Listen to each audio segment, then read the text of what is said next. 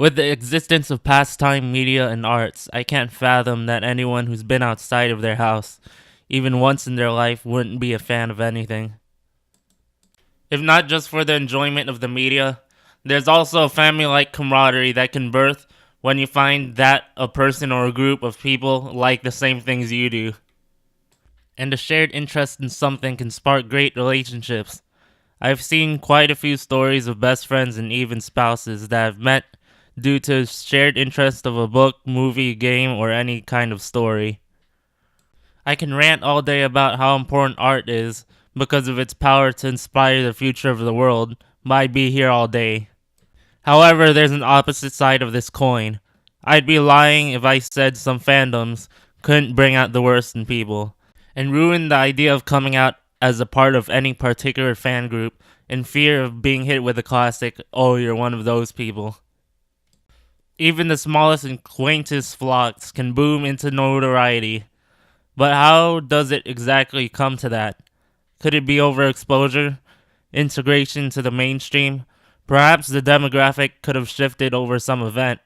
Today on the board is a dissection of the life cycle of a fan base, in hopes of finding out what might cause the fan base to become toxic, and hopefully see how one can help prevent that.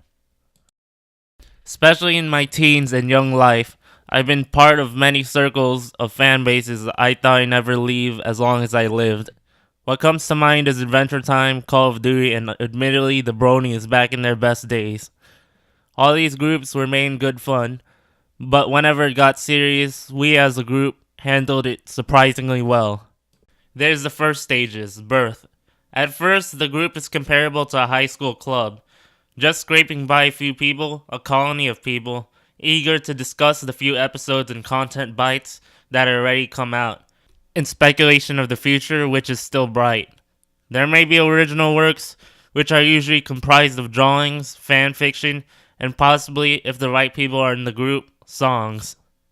These will be present throughout the base's lifespan. Yet of right now, there are only a few, showcased within the closed group, usually contained within one or two remote blogs, and no one else would understand what these outcasts were talking about. All is good, however, they could use more buzz. It would prove beneficial to the fan base in terms of common interests, as well as its creators with the fulfillment of their dream project, as well as monetary gain. Stage 1, I would say, is the most humble a fan base can be, as the people in it are genuinely interested and not trying to cash in on a fad unless they're hipsters. Then stage 2 sets in. For some reason, a lot more people gain interest in this piece of media. Typically, it's when a mainstream voice of the people start to recognize it, be it from newscasters or celebrities such as Colbert or PewDiePie. A fan base may also grow through the help of its own residents, or maybe through a controversy. For example, with My Little Pony, the pure unorthodox nature of the interest and the pleasant surprise of a well-made show made it spread like a virus. If lucky enough, there's what I like to call a golden age in the fandom. All is fine, never been better in fact. Due to the massive influx of newcomers, there's a sense that this group has gained importance, has gained influence. The previously small amounts of fan-made content can become grand in studio-quality works. I know for sure in the Brony base, for example, we had a golden era around 2012. Internet musicians such as The Living Tombstone made their start here, tricking even those who loathe the idea of pony stuff to bob their heads to songs like Discord, and then instantly regret their reaction. It was grade A stuff. Artists like Jan Animations matching even the TV quality in terms of animation, and as for the fan fictions, honestly put, to quote A Tale of Two Cities, it was the best of times, it was the worst of times. Yes, there were stories like Bubbles, a tear-jerking story about abandonment, but there was also Cupcakes, and even back then, the masses distanced themselves from that. At this time, a fan base isn't a place of division, but a center for unity.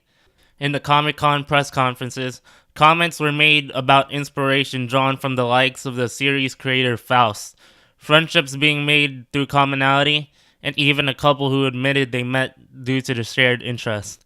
Many friends were made, and hopefully it would never end. Sadly, anything can rot over time. Either that or fade into obscurity. It was time for the next stage. Stage 3 of a fan base, I'd say, is somewhat chemical. A catalyst sets off the toxification, and the reason why may vary. The way I see it, a vocal minority speaks over the many of the level headed fans and sets the new standard. Due to these people, the new norm of behaving within the group sinks the fan base into notoriety with controversy. Examples include the needle cookie given at a convention by a disgruntled Undertale fan, the Voltron gay shipping blackmail, the Rick and Morty Szechuan sauce event, and don't get me started with the Sonic fan base. In certain cases, this degradation comes with time. It doesn't help that with or without these people, most grow tired of the media in general, such as with MLP Season 3. Many of the talented creators move on, and the fanbase just seems uncool and has no ammo to prove that it is other than what it seems. In this case, guys watching a show about ponies. No matter the cause, it seems that there's always this new standard set by the soapbox speakers and has expedited the end of the fanbase's good reputation. And even the old fans would rather hide and disassociate themselves from a person who enjoys the series.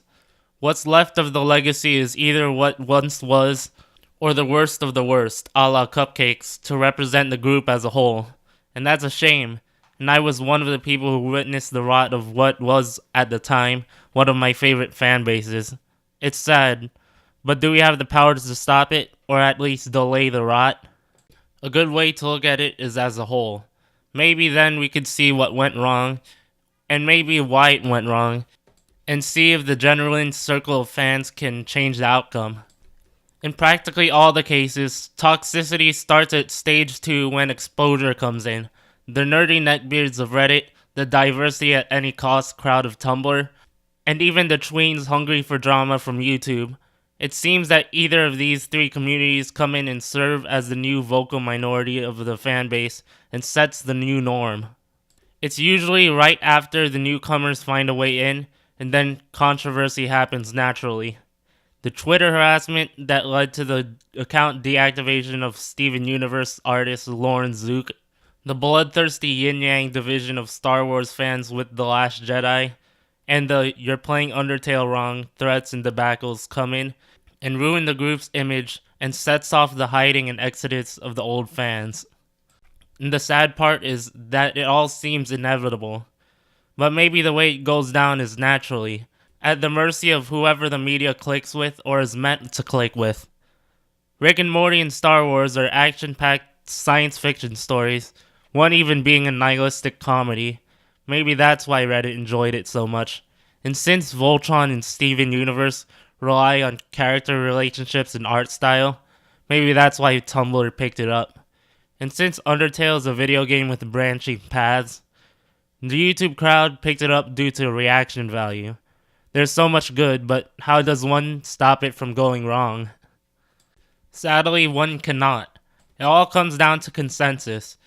It takes the majority to speak up against the ones who take minuscule issues like fanon, ego, and false superiority so seriously, and maybe say, "Don't you think you're taking it too far?" Yes, it usually doesn't go down this way, but I see something in all genuine lovers of their series. They want people to love it the way they do, and to do that is to protect the legacy of its reputation and public image. Let's call it a parallel. Every fandom seems to follow this life cycle as a human follows their life cycle.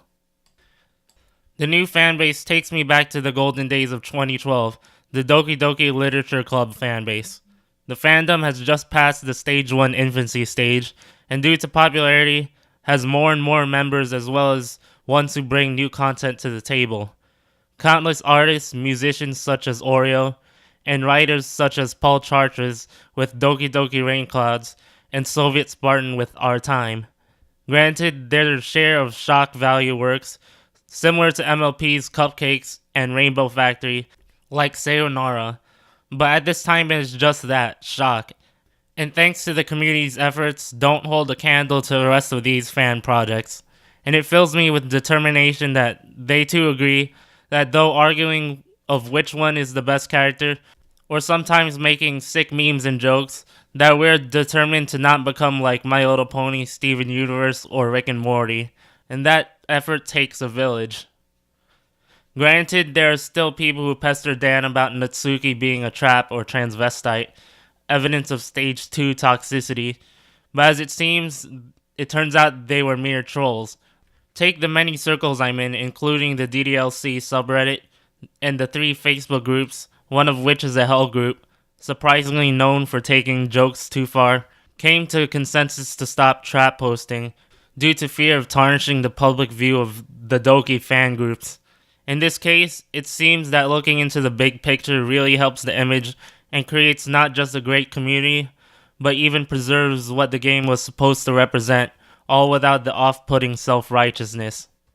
To put it shortly, a fan base is a series' secret weapon, but this weapon is a double-edged sword. It can be the upbringing or downfall of that same series' vision. A relationship between a creator and its fans seems symbiotic. Its fans create buzz as well as introduce the series for better or worse, and the creators provide the fans with their favorite content. Before you think those annoying people aren't harming anyone, sure, they're not causing harm at the moment, but will those types of people change how outsiders view the show or game, or how they view you for liking it? Though one can't change free will, one can truly influence. An expression of empathy as a fellow fan, or even a simple boo dead joke, can shift the odds in favor of detoxification. Because those trivial sounding at first, what you like is part of who you are, and a toxic crowd shouldn't be the barrier to expression. And though a life cycle always ends in eventual death, with help of the community, maybe we could prolong the golden years of its life, and the death would be of natural causes rather than cold-blooded murder.